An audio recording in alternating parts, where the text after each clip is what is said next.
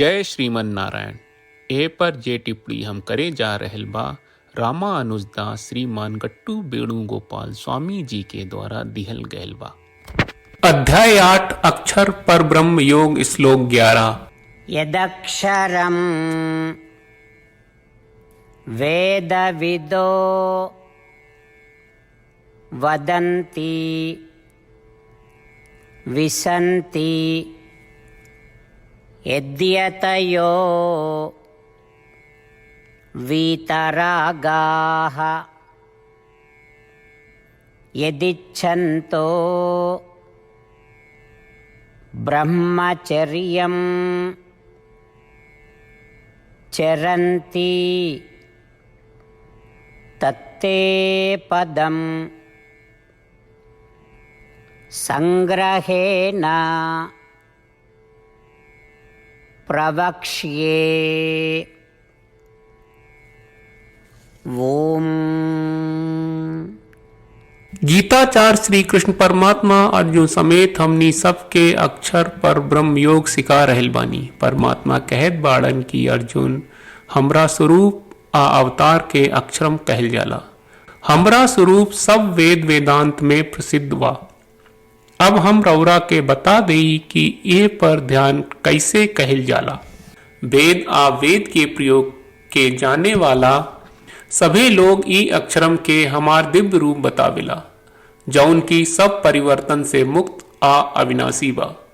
इंद्रियन पर विजय पावे वाला सब महान लोग जेकरा लगे कौनो संसारिक इच्छा नहीं खे, ऊ सब महान लोग हमरा रूप के प्राप्त खातिर ब्रह्मचर्य के पालन करेला, जौना के अक्षरम कहल जाला।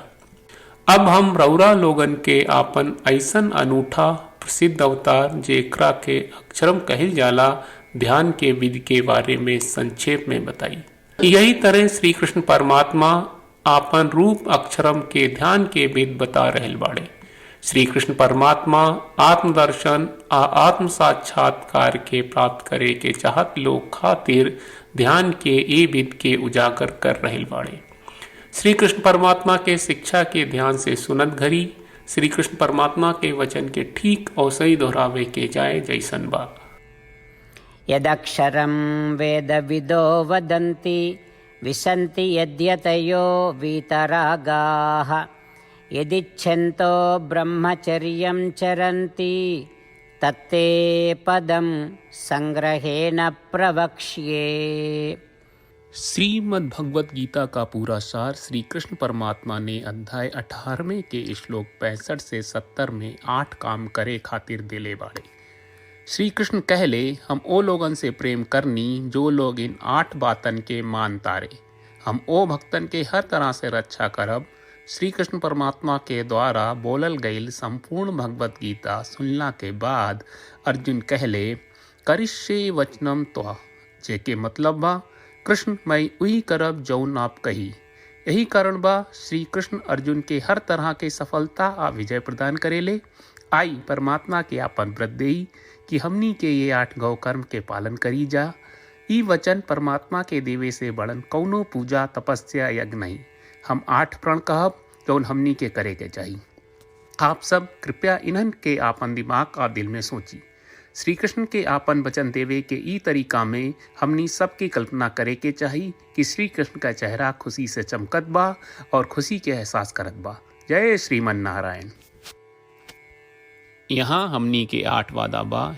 हमनी के पहला वादा, हे श्रीमन नारायण आपका निर्देश के मुताबिक हम हमेशा तोहार ध्यान करब और तोहार बारे में सोचब। हमनी के दूसर वादा, हे श्रीमन नारायण आपका सलाह का अनुसार हम हमेशा आपका भक्त रहब। हमनी के तीसर वादा, हे श्रीमन नारायण हम आपन सब काम तोहरा सेवा के रूप में और तोहरा संतुष्टि खातिर करब। हमनी के चौथा वादा, हे श्रीमन नारायण जैस की आप माने के कहले रहलू, हमरा बहुत विश्वास बा कि हम आपके होई और हम हमेशा आपन दोनों हाथ जोड़ के आपके नमस्कार करब और आपकी पूजा करब। हमनी के पांचवा वादा, हे श्रीमन नारायण हमरा के तोरा बात माम एकम शरणम ब्रज 1866 याद कहले, जहाँ आप हमरा के आपन का अर्पित करे का कहा। श्रीमन नारायण मैं हमेशा तोहरे शरण में रहब। हमनी के छठवा वादा। हे श्रीमन नारायण, हमरा के तोहरा बात माँ सुचहा 1866 याद कहले कि आप हमनी के शोक ना करे का आश्वासन दे रहे बड़े, हम अब और शोक ना करब।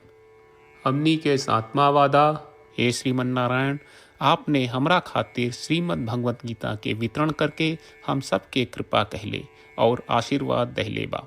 हम वादा करत बानी कि रोजाना कम से कम एक श्लोक पढ़ब या सुनब। हमनी के आठवां वादा। हे श्रीमन नारायण, आप गीता के पूरा मानवता तक ले गयलू। हम गीता में आपके दिव्य वचन के उन भक्तन तक पहुँचावे के प्रयास करब जे गीता से अपरिचित बा। हे श्रीमन नारायण, हम उई करब जौन तू करे का कहब। हम ऐसन व्यवहार करब जैसन आप चाहत बानी और हम खाली आपका खातिर काम करब। श्रीमन नारायण के रोज आपन वचन देहल कि हम ओइस करब जैस आप कहत बानी, ई अपने आप में बड़न पूजा बा। श्रीमन नारायण, करशे वचनम त्वा। श्रीमन नारायण, हम तोरे निर्देश के मुताबिक काम करब। सर्वम श्री कृष्ण अर्पणम अस्तु। जय श्रीमन नारायण। यदक्षरं वेदविदो वदन्ति विसन्ति यद्यतयो वीतरागाः यदिच्छन्तो ब्रह्मचर्यं चरन्ति तत्ते पदं संग्रहेण प्रवक्ष्ये। ओम यदक्षरं वेदविदो वदन्ति विसन्ति यद्यतयो वीतरागाः यदिच्छन्तो ब्रह्मचर्यं चरन्ति तत्ते पदं संग्रहेण प्रवक्ष्ये। जय श्रीमन नारायण। सब भक्त लोगों से विशेष अनुरोध बा, जीवन में हर चीज में हमनी के तत्कालिक और प्रभावशाली परिणाम की अपेक्षा रहेला। एकरा खातिर आइए रोजाना 1 मिनट के समय निकालल जाए और नारायण आश्रम पढ़ल जाए। नारायण आश्रम प्राप्त करे खातिर नारायण आश्रम वेबसाइट पर जाई जो www.narayanashram.org है और पंजीकरण में आपन नाम और ईमेल दर्ज करी। आपके द्वारा प्रदान कईल गई ईमेल पर आपका एक नारायण आश्रम PDF प्राप्त हुई। PDF में एक रामायण श्लोक, एक गीता श्लोक और एक विष्णु नामम बा। ये तीनों के मिल के नारायण आश्रम कहल जाला।